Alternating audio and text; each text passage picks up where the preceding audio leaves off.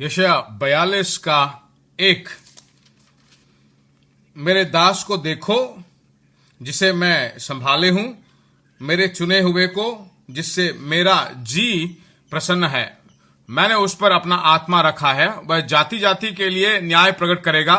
न वह चिल्लाएगा और न ऊंचे शब्द से बोलेगा, न सड़क में अपनी वाणी सुनाएगा। कुचले हुए नरकट को वह न तोड़ेगा और न टिमटिमाती बत्ती को बुझाएगा। वह सच्चाई से न्याय चुकाएगा। वह न थकेगा और न हियाव छोड़ेगा जब तक वह न्याय को पृथ्वी पर स्थिर न करे और द्वीपों के लोग उसकी व्यवस्था की बात जोहेंगे। हमारे बारे में पिता की सोच क्या है, प्रभु यीशु मसीह की सोच क्या है, उसके बारे में यहां बताया गया है।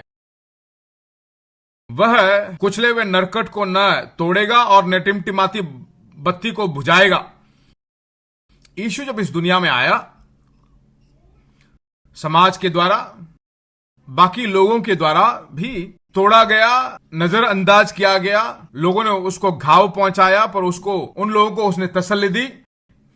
जब लोगों को समाज ने उपेक्षा किया, नजरअंदाज किया, उन लोगों को लेकर परमेश्वर ने उपयोग करके उनको एक जीवन बसाकर दिया। आज की दुनिया, समाज जो भी तोड़े गए हैं, जो भी वेदना में हैं, जो श्रेष्ठ रूप से जी नहीं सकते हैं, उन लोगों को समाज कभी आदर नहीं करेगा। ऐसे लोगों को समाज कोई अच्छा स्तर नहीं दे सकता है। जो आदर के साथ जीते हैं, जो दूसरों के द्वारा आदरणीय हैं, जो आदरणीय नहीं है, उनको बहुत ही नीचा सोचते हैं। पर परमेश्वर हमें ऐसे लोगों को, घायल हुए लोगों को, जो नीचे स्थिति में हैं, जो दिल से टूटे हुए, उन लोगों को तसल्ली देता है। उनके घावों को परमेश्वर मरम्मत करता है ना।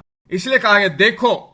देखो का मतलब है गौर से देखो। क्या घायल हुए हो, टूटे हुए हो, अपमानित हो, दूसरों के द्वारा बोले गए शब्द, दूसरों के द्वारा किए गए क्रियाएं क्या आप पर चोट पहुंचाई है, या फिर आपके द्वारा किए गए और आप जो है सोच रहे हो कि हम उठ ही नहीं सकते, इस दुनिया में जी नहीं सकते, ऐसे लोगों को वह कहता है कि देखो।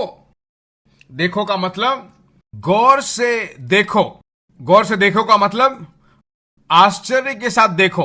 तुम्हारे लिए वहां पर उत्तर है, ऐसा देखो। देखो का मतलब ऐसे देखना नहीं। बिहोल्ड का मतलब आश्चर्य के साथ देखना और उसके द्वारा आकर्षित होना, उस कार्य के द्वारा बस जाना।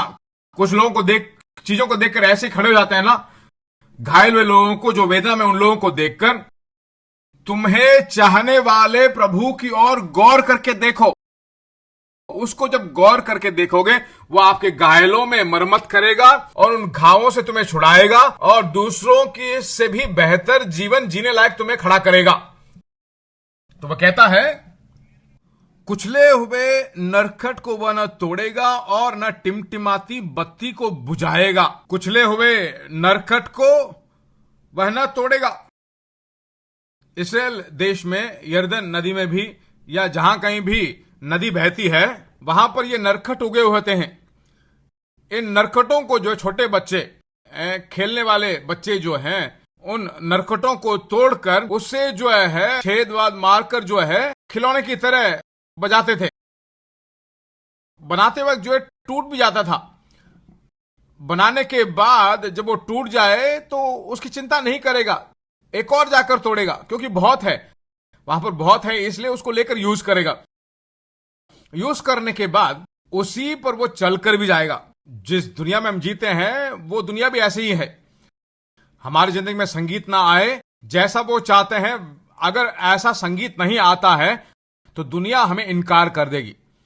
यह काम नहीं चलेगा, जैसा मैं चाहता हूं वैसे इसका जीवन नहीं है, आपको इनकार कर देगा। दुनिया आपको नजरअंदाज कर सकता है, पर परमेश्वर कभी आपको उपेक्षा नहीं करेगा, कभी आपको अलग नहीं करेगा। दुनिया ऐसे लोगों को दबाएगा, थोड़ा अगर झुक भी जाए तो हमारे ऊपर सवार भी हो जाएंगे, ऐसी दुनिया है। पर परमेश्वर आपको कभी इनकार नहीं करेगा, कभी आपको अलग नहीं करेगा, कभी नहीं छोड़ेगा। और कलीसिया को भी ऐसा ही होना चाहिए। कलीसिया के लोग, परमेश्वर ने जब इस दुनिया में था, जैसे टूटे हुए लोगों को, घायल हुए लोगों को जैसे उसने मरम्मत किया, उनको चंगा किया, ठीक उसी तरह कलीसिया के लोगों को भी ऐसी स्थिति में होना चाहिए। एक मनुष्य घायल होता है, वेदना में अगर पड़ा है, तो सभी लोग उसे दल में नहीं मिलाएंगे। दुनिया किस तरह की दुनिया है आज? एक आदमी से अगर हमें लाभ होता है, हमें उपयोग हो रहा है, अगर वो हमारे साथ है तो हमें कुछ लाभ मिलता है, तो दुनिया उसको अपने पास रख लेगी। इसके द्वारा कोई उपयोग नहीं है, कोई भलाई नहीं है, ये ऐसी हमारे साथ चिपका हुआ है, ऐसा सोचे तो दुनिया उसको अवॉइड करेगा। परमेश्वर ऐसा नहीं है। यीशु मसीह जब इस भूमि में था, जो काम वो किया वही काम हमें भी करना है। वो हमारा सिर, हम उसके शरीर। उसके ऊपर जो अभिषेक है वही कलीसिया के ऊपर भी है। घायल लोगों को, टूटे हुए लोगों को परमेश्वर ने बढ़ाया, उनकी महिमा की और अपनी महिमा को अपने ऊपर ले जाने के पात्र के रूप में उन्हें बदलकर, जो संगीत उनसे नहीं आ रहा था और दुनिया ने उन्हें इनकार किया, उनके जिंदगी में संगीत सभा चलाएगा, परमेश्वर सिम्फनी बनाएगा। इसको तुमने इनकार किया ना, इसके द्वारा देखो दुनिया को मैं आकर्षित करूंगा और बहुत बड़ी संगीत सभा उसके द्वारा परमेश्वर कराएगा।